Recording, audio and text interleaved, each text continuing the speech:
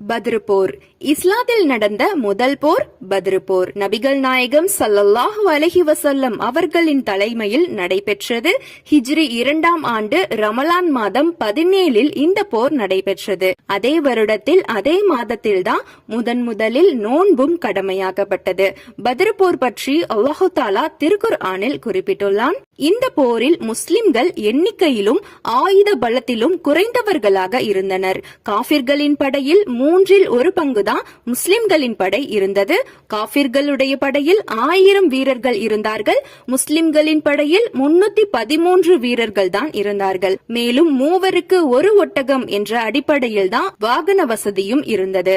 அல்லாஹு தாலா இந்த போரில் நேரடியாக உதவி செய்தான். மலக்குமார்களை அனுப்பி தனது உதவியை நேரடியாக வழங்கினான். இஸ்லாத்தின் முதல் எதிரியாக இருந்த அபூ ஜஹலை 2 அன்சாரி தோழர்கள் கொன்றுவிட்டார்கள்.